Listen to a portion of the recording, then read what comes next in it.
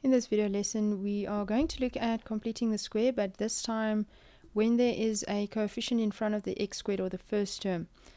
So for example, if we have something like this, it says 2x squared plus 20x minus 78. So this coefficient over here is not equal to 1. And when it looks like that, we cannot complete the square with that coefficient not being equal to 1 not being equal to 1. So basically what we need to do is we first need to factorize out that whatever the coefficient is, we need to factorize it out.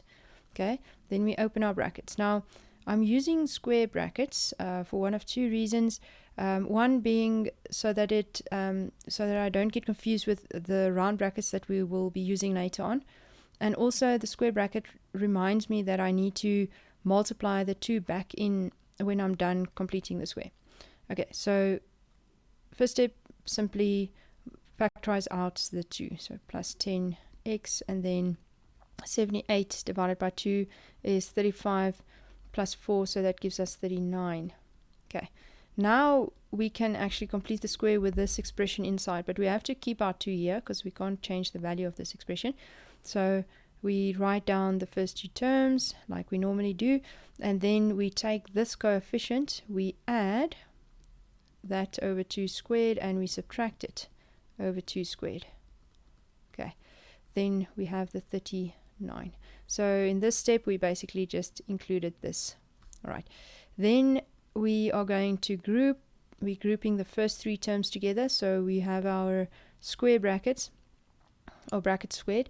Then we take that x, we take that sign, and we take whatever is inside of these brackets there, which is 5, and then we simplify the last 2 terms.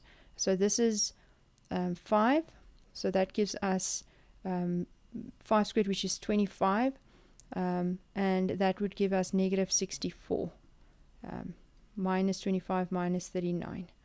Okay, and then for the final step, we need to multiply the 2 back into the 2 terms. So we're writing 2x plus 5 squared minus 128. And notice the 2 can only be left in front of this bracket. We can't multiply it into this bracket because of the square over here.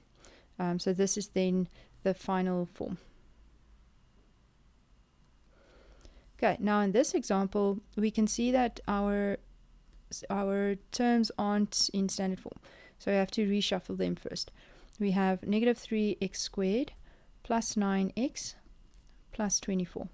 Okay, then we take out a factor of negative 3, so that our first our coefficient of x squared would be equal to 1. So then we have x squared minus 3x minus 8. Right, next up we can go ahead and complete the square. You just copy that, then add 3 over 2 squared and subtract 3 over 2 squared, and then minus 8. Right, then negative 3, group the first 3 terms, so you have that x, that sign, and that value there, 3 over 2, and we square that, all squared, and then simplifying this, 3 over 2 is 9 over 4. We can actually just calculate that on the calculator. 9 over 4, negative 9 over 4, minus 8. And that gives us negative 41 over 4. Negative 41 over 4.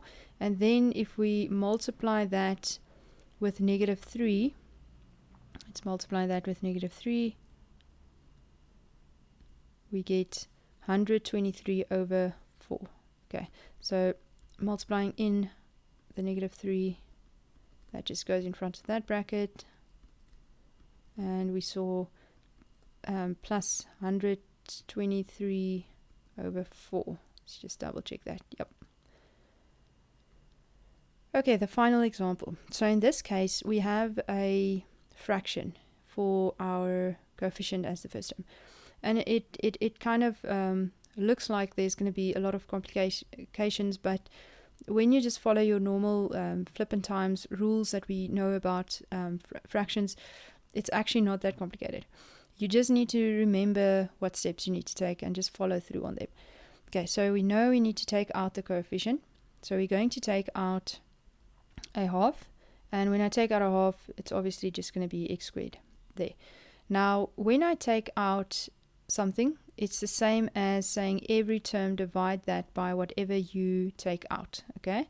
So it's like 2 divided by half and 9 over 2 divided by half. Now, when we do that, we don't even actually have to use the calculator. When you say 2 over a half, it's the same as saying 2 divided by a half, right? And that is the same as saying 2 times by 2 over 1, which is 4. Okay, so that would be then negative 4x. And then the next one is 9 over 2 divided by a half, which becomes 9 over 2 multiplied by 2 over 1. Those two would cancel, and then you're left with 9. Right, so that is then plus 9. Now, for a check, it's always good to check whether when you multiply the half back in, would it give you the original answer again? So that would obviously be half x squared. This would be 2 because 4 times by half is 2, and 9 times by half is 9 over 2. So there we have it. We did take it out correctly. Okay, so next up, we're just going to go ahead with our normal steps. X squared minus 4x, and then add 4 over 2 squared, and subtract 4 over 2 squared. Okay, plus 9.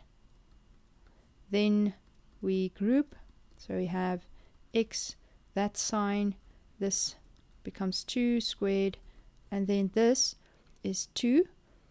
2 squared is 4, so minus 4 plus 9 is plus 5.